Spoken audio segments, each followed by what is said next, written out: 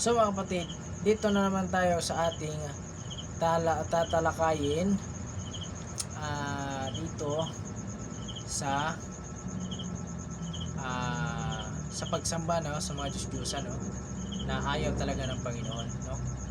So hanapin po natin at basahin po natin, no. Kailangan talaga natin malaman yun.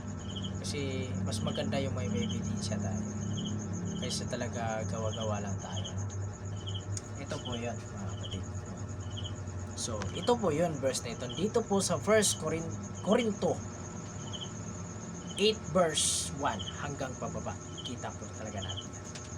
Mga kapatid, basahin po natin to na maayos para po natin explain yan mga kapatid, no? Maliwanag po, makikita po natin, no? So basahin po natin.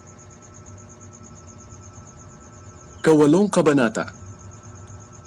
Tungkol sa mga pagkain na inialay sa mga Diyos-Diyosan. Ngayon, tungkol naman sa mga pagkain inialay sa mga Diyos-Diyosan, kung maaari ba natin itong kainin o hindi? Yun, yun mga kapatid, no? Mga kapatid, makita natin yung mga Diyos-Diyosan na yan, di ba? Maraming nag-donate at maraming naghalad dyan. So nasaan napunta yung halad na yan, no? Saan ba napunta? Tatanong ko lang po sa inyo mga kapatid, saan ba napunta yung halad na yan, no? Matik na yan mga kapatid. Sino ba namamahala at sino bang pari? Sa Katoliko na yan. Matik yun. Doon may kahati yung hindi na po ako magsasabi, no? So dito tatalakayin na lang natin to. Ayaw kong meron tao na magalit. Ayaw ko pong magalit ang tao para po hindi po siya magkasala sa Panginoong Diyos, no? Sige, patuloy natin. Marami na ang ating nalalaman. Dapat nating tandaan na kung minsan ang kaalaman ay nagpapayabang sa tao. Yon, no? Dapat nating tandaan na kung minsan ang kaalaman ay nagpapayabang sa tao. So mga kapatid, napakaklaro ang sinabi. Kasi may iba talaga dyan na may ugali na mayabang, may ugali na may prinsipyo. Pero mga kapatid, masasabi ko sa inyo, huwag nyo pong gayahin itong nasa ating mga isipan. Kung mali man yun, mali. Pero kung nasa Panginoon, sa Panginoon, huwag nyo po natin kontrahin ng Panginoon. So, yun lang po. Sige, ipatuloy natin mga kapatid. Mas mahalaga ang pagmamahalan. Dahil Yun mga kapatid, no? Mas mahalaga ang pagmamahalan dahil ito'y nakapagpatatag sa atin, no? So dito napakalinaw po, no? ito'y nakapagpapatatag sa atin. Ang taong nag-aakala na marami na siyang alam Yun. ay Tapusin natin. kulang pa rin talaga sa kaalaman. Ngunit So mga kapatid, ito po yung nabasa natin, no? Ito po yun dito sa Corinto 8 versikulo 2. Ang taong nag-aakala na marami na siyang alam ay kulang pa rin talaga sa kaalaman. So bakit po ba nasabi dito na mayroon dyan gustong magpataas pero kulang pa rin yung kanyang pananampalataya, pero sa kanyang sarili alam na niya ang lahat, no? Pero sa totoo, hindi po natin ang lahat nalaman sapagkat Diyos lang ang nakakaalam ang lahat. Ito po ay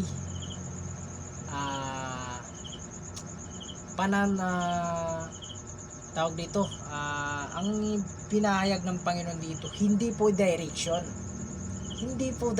yung kanyang pagsabi para po natin maliwanagan lahat. Kasi kung ibig sabihin, kung ilagay talaga ng Panginoon lahat ng mangyayari dyan, sino ba nang maniwala agad? Wala, no? Dahil iba kasi ang tao. Kung sinuna, nandyan na si Kristo, buhay na nga dito, kasama na natin sa mundo eh. Pero ang ginawa, pinako pa rin sa krus. Bakit ayaw nilang maniwala sa kanya? Dahil wala pong himala na nakikita sa kanya na siya po nag-teleport at nawala bigla. Wala. gusto nilang mga humiling ng himala.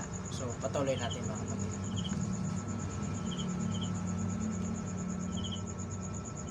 Ang taong nagmamahal sa Diyos ay siyang kinikilala ng Diyos na Kanya.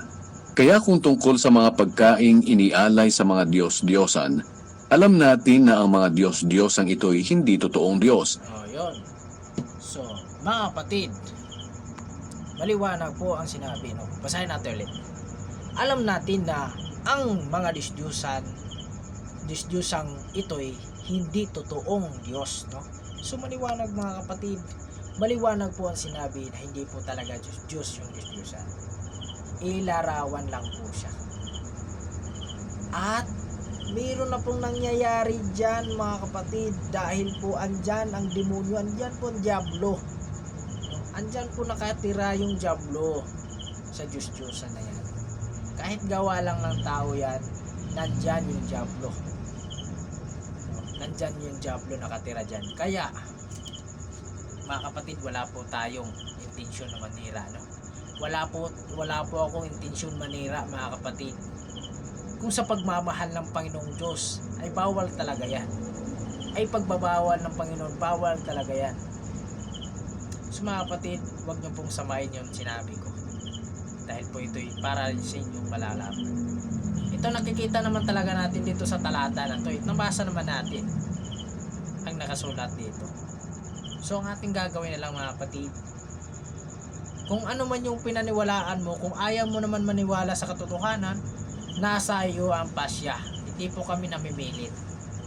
Basta ang amin lang po ay pinahayag namin yung katotohanan. No? Pinahayag po namin katotohanan. Kung magalit kayo sa amin, okay lang kahit magalit kayo. Wala po kaming intensyon na magalit sa inyo. Mamahalin pa namin kayo. At lagi po kaming manalangin sa inyo na naway Diyos nang bahala sa inyong buhay. So mga kapatid, patuloy po natin siyang tatalakayin, no? Para po talaga natin malaman yung buong katotohanan dito. Dahil iisa lamang ang Diyos. At Diba? Dahil isa lamang ang Diyos. Bakit marami pang dinagdag dito sa mundo ng mga Diyos? No? Bakit marami pang dinagdag na isa lang naman talaga ang Diyos? Hindi naman talaga dapat natin dagdagan. Kasi isa lang naman talaga ang Diyos. Ang hirap sa atin mga tao na sinasabi ng iba na may mga Diyos sa langit at sa lupa. Yon ang mali nilang pagkakala ng mga tao. Basahin natin mga kapatid. At kahit nang sinasabi ng iba na may mga Diyos sa langit at lupa. So, mali po yung sinasabi ng mga tao, ang pagkakaakala ng mga tao. No? So, patuloy natin. No? At kahit na sinasabi ng iba na may mga Diyos sa langit at lupa. So, ang ibig sabihin nila mga kapatid, dalawa ang Diyos. May Diyos sa lupa, may Diyos sa langit. So, wala na nga si Kristo dito sa ating mundo eh. Nasa langit na. Maliwanag na po yun. Bakit po man natin pagpipilitan na mayroon pa nating Diyos dito sa lupa? Wala na po mga kapatid. Ang Diyos natin nasa langit na. Maliban na lang talaga sa inyong paniniwala. Kung ano talaga yung paniniwala ninyo, wala na po magagawa. Diyos na po ang bahala sa inyo. Hindi na po kami nag-uusga. Dapat kami ay nagpipray na lang sa lahat. Hindi naman may minamasama yung pag-pray namin mga kapatid. Yung pag-pray namin para po to sa ating lahat dito sa mundo. So mga kapatid, naway maunawaan ninyo ito. Play natin mga kapatid. Patuloy tayo. Marami ang mga tinatawag na mga Diyos at mga Panginoon. Diba? Ang dami At marami ang tinatawag na mga Diyos at mga Panginoon. So ano ba talaga ang katotohanan dito sa mga tao? Ano bang pinaniwalaan nila? Bakit ba talaga ganito ang kanilang paniniwala? No? Hindi po ako nagbanggit ng mga pangalan dito sa mundo sapagkat dito po ako nagbanggit sa Bible, no? Pero iba po ang interest nito sa pagbasa, no mga kapatid. Patuloy natin. Sa atin, iisa lamang ang Diyos, ang ating Ama na lumikha ng lahat ng bagay at nabubuhay tayo para sa Kanya. At may iisang Panginoon lamang, si Hesus Kristo. Sa pamamagitan niya ay nilikha ang lahat ng bagay, at sa pamamagitan din niya ay nabubuhay tayo ngayon. Ngunit may mga mananampalataya na hindi pa alam ang katotohanan ito. So yun mga kapatid, no? Merong mananampalataya na hindi pa nila alam yung buong pagkatotohanan. So mga kapatid, puputulin po natin tong video na to ay karurugtungan po natin to para po hindi po mahaba yung video na to, no? So mga kapatid, kita-kita tayo sa kakasunod to na video. Tatalakayan po natin. Tapusin po to natin talaga tong verse na to, no? Para po talaga natin malaman kung ano talaga meron dito. So mga kapatid, hanggang dito na lang. Ingat kayo palagi, no? God bless.